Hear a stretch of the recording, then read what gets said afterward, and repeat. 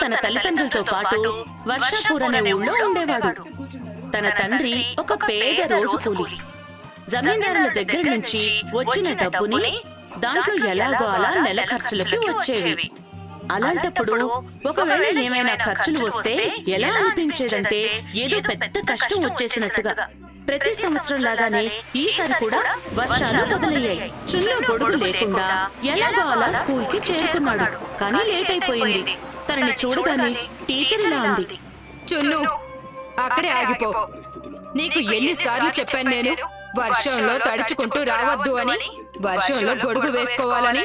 Teacher గారు, అది teacher గొడుగు ఉంటే కదా తీసుకొస్తాడు. ప్రతిసారి అంటుంటాడు వచ్చే ఏడాది గొడుగు తీసుకొస్తానని, కానీ తీసుకొని రాడు. కంజూస్ వాడు. చున్ను, నువ్వు గొడుగు ఎందుకు తీసుకురావు? టీచర్ గారు, నా దగ్గర గొడుగు లేదు. అయితే నాన్నకు చెప్పు మార్కెట్ లో కొనమని. ఇలా చూడు, ఇది చూసావా, మా నాన్న నాకు ఈ గొడుగును కొనిచ్చారు. ఇలా చూడు చున్ను, నేను నిన్ను ఇలా తడిచిపోయి క్లాస్ లో కూర్చోనివ్వను. క్లాస్ మొత్తం పాడైపోతుంది. నువ్వు ఇంటికి వెళ్ళి రేపు రా, లేదా అక్కడే నిలబడి ఉండు. నేను చెప్పే పాఠాలు విను. ఇక చున్ను రోజంతా కాసేపు తలుపు దగ్గరే, కాసేపు కిటికీ దగ్గరే నిలబడి టీచర్ని చూస్తూ ఉన్నాడు. ఆవిడ చదివింది మొత్తం వింటూనే ఉన్నాడు. మరుసటి రోజు తను అనుకున్నాడు వర్షం మొదలయ్యే లోపే తను స్కూల్ కి వెళ్లిపోతే మంచిదని. కానీ తను ఇలా బయలుదేరడం లేదో అనుకోకుండా మళ్ళీ వాన మొదలైపోయింది. అయ్యో, వాన మళ్ళీ మొదలైందే.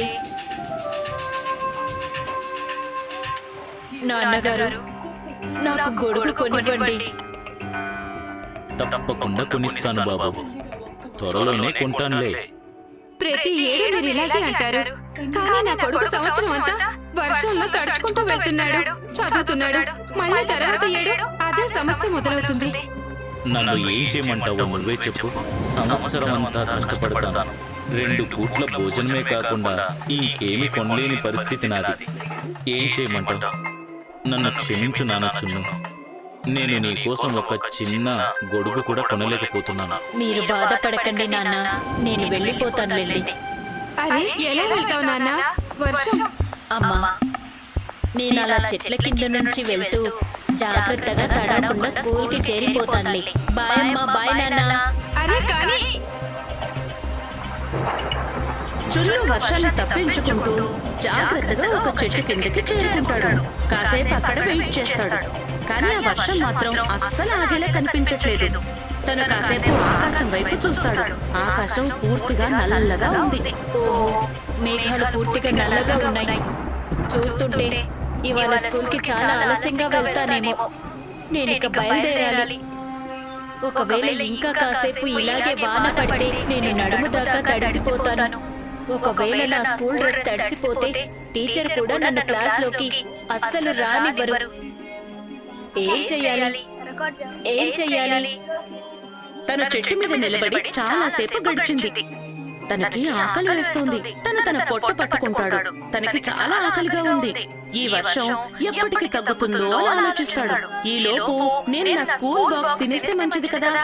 అప్పుడు తన స్కూల్ బ్యాగ్ నుంచి తన టిఫిన్ ని బయటకు తీస్తాడు. ఆ డబ్బాలో చపాతీలు, అలాగే నానబెట్టిన ఉల్లిపాయ ఉంది. అప్పుడు తనకి కింద నుంచి నడుస్తున్న అడుగుల శబ్దం వినిపిస్తుంది. తను చూసేసరికి ఒక సాధువు నడుచుకుంటూ అదే చెట్టు కిందకొచ్చి నిలబడతాడు. చున్ను అతన్ని చూసి వెంటనే తనకి ఆకలి గుర్తుకొచ్చి చపాతీని ఉల్లిపాయలతో తింటూ ఉంటాడు. సాధువు తనని చూస్తూ ఉంటాడు. చున్ను మరో ముక్క తింటాడు. అప్పుడు చూస్తాడు ఆ సాధువు తననే చూస్తున్నాడు అని. తన 3వ ముక్క కూడా తింటాడు. అప్పుడు కూడా సాధువు తననే చూస్తుంటాడు. సాధువు తననే చూస్తున్నాడని తెలుసుకున్న చున్ను ఇలా అంటాడు, బాబా, తింటారా? నాకు 2 ముద్దలు పెడితే నీకు మంచి జరుగుతుంది బాబు. ఇవాళ వర్షం కారణంగా నాకు భిక్ష దొరకలేదు బాబు. 2 ముక్కలేంటి బాబా? 2 చపాతీలు తినొచ్చు. కానీ చపాతీతో పాటు కూర లేదు. కేవలం నానబెట్టిన ఉల్లిపాయ ఉంది. బాగా ఆకలి వేసినప్పుడు ఏది తిన్నా కూడా పంచభక్ష పరమాణంలాగానే ఉంటుంది. తీసుకోండి. కానీ నువ్వు ఈ చెట్టు మీద ఎందుకు కూర్చున్నావు బాబు? స్కూల్కి వెళ్తున్నాను బాబా. ఇంతలో వర్షం పెద్దదైంది. ఈ చెట్టు ఆకులలో దాక్కోవడానికి నేనిక్కడ కూర్చుండిపోయాను. మరి నీ దగ్గర గొడుగు లేదా? లేదు బాబా, నాన్నకి చెప్పాను కొని ఇవ్వమని. అది కాస్త అది కొని ఇస్తారులేండి. ఇదిగో బాబు, నా దగ్గర ఒక గొడుగుంది, నువ్వు తీసుకో. ఆశ్చర్యంగా ఉంది బాబా, గొడుగు ఉండి కూడా మీరు వర్షంలో తడుచుకుంటూ వచ్చారు. మాలాంటి సాధువులకు గొడుగుతో ఏంటి పని? మాలాంటి వాళ్ళకి గొడుగు అవసరం ఏముంది చెప్పు? చలి, వేడి, వాన ఏమన్నా సరే మేము ఆ ప్రకృతి అన్ని రూపాల్ని ఆస్వాదిస్తాం బాబు. ఆహా, నా ఆత్మ శాంతించింది బాబు. వెళ్ళు, సంతోషంగా ఉండు. అలా అని చెప్పి సాధు అక్కడి నుంచి వెళ్ళిపోయాడు. అతను వెళ్ళిపోయాక చున్ను కూడా చెట్టు దిగిపోయి ఆ గొడుగు తీసుకుని స్కూల్ కి చేరుకుంటాడు. స్కూల్లో అందరూ తను ఇంత మంచి గొడుగుని తీసుకురావడం చూసి చాలా ఆశ్చర్యపోయారు. అరే చున్ను, ఇవాళ గొడుగుండి కూడా నువ్వు లేటుగా వచ్చావేంటి? స్కూల్ వదిలిపెట్టే టైం అయిపోయింది. రేపటి నుంచి నేను లేట్ అవ్వను టీచర్ గారు. నాకు ఇప్పుడిప్పుడే గొడుగు దొరికింది. తప్పకుండా ఎక్కడో దొంగలించుంటాడు. గబ్బు, అందరూ బయటకొస్తారు. కానీ బయట బాగా గాలొస్తూ ఉంటుంది, పెద్ద తుఫాన్లా. అప్పుడు మళ్ళీ అనుకోకుండా వాన మొదలైపోతుంది. ఇది చూసి పిల్లలందరూ తమ తమ గొడుగుల్ని ఓపెన్ చేస్తారు. 2-3 పిల్లల దగ్గర గొడుగు ఉండదు. అది చూసి గబ్బు తన మిత్రుడు తమ గొడుగుని ఓపెన్ చేస్తూ వాళ్ళ వైపు చూసి నవ్వుతూ ఉంటారు. అప్పుడే చున్ను వస్తూ తన గొడుగుని ఓపెన్ చేస్తాడు. అప్పుడు ఆ 2-3 పిల్లలతో ఇలా అంటాడు, వచ్చేయండి, మీ ముగ్గురు కూడా వచ్చేయండి. అసలు మేమంతా ఇంత చిన్న గొడుగులో ఎలా సరిపోతాం? అరే, పూర్తిగా తడిసిపోవడం కన్నా ఇది మంచిది కదా. రండి. చూసారా, మన నలుగురు కూడా తడవలేదు కదా. అవునా, నీ గొడుగు చాలా పెద్దగా ఉంది. వీళ్ళ గొడుగు పాడైపోయింది. గబ్బు, వచ్చేయండి, నా గొడుగు కిందకి వచ్చేయండి. వర్షం ఇంకా ఎక్కువైంది.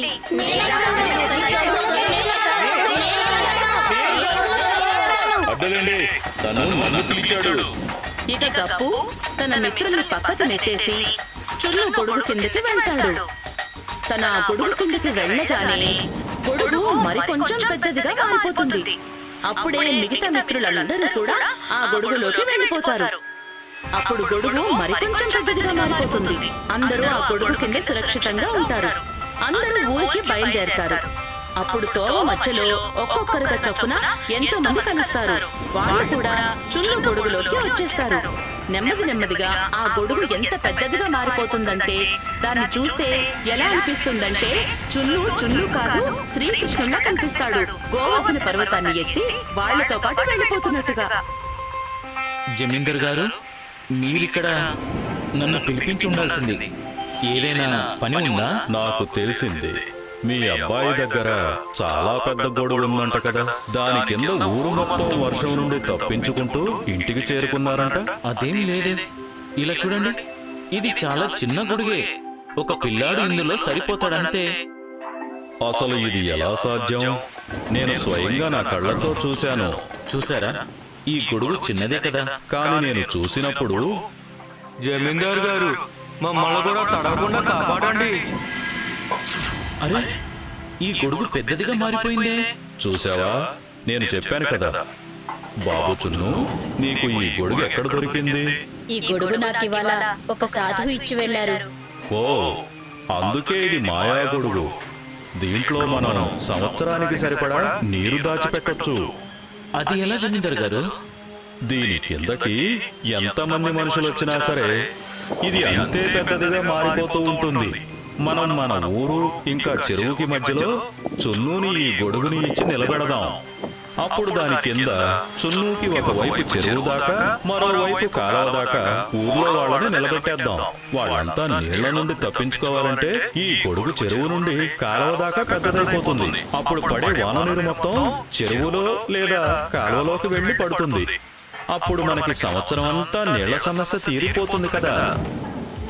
ఇక జమీందారు చెప్పినట్టుగానే చున్ను అచ్చం అలాగే చేస్తాడు. అప్పుడు నిజంగానే వర్షం నీరు గొడుగు మీదుగా ఒకవైపు చెరువులోకి మరోవైపు కాలువలోకి పడుతూ ఉంటుంది. ఇక ఇలా రోజు చేసేసరికి అప్పుడు వాన పడినా కేవలం చెరువు అలాగే కాలువ కూడా నిండిపోవడమే కాకుండా పొలాలు కూడా మంచి నీటితో నిండిపోతాయి. పంట పాడైపోకుండా చున్నుని బాగా పొగుడతారు. నాన్న, ఎన్నో ఏళ్లుగా నువ్వు ఒక గొడుగు కోసం ఎదురు చూసేవాడివి. ఇప్పుడు చూడు, నీకెలాంటి గొడుగు దొరికిందంటే నువ్వు మమ్మల్నే కాదు మన ఊరు మొత్తాన్ని కాపాడుతున్నావు. మాకు స్కూల్లో చదివించేటప్పుడు చెప్పేవారు నాన్న, ఎదురు చూడడం వల్ల వచ్చే ఫలితం ఎప్పుడు తీయగానే ఉంటుందట.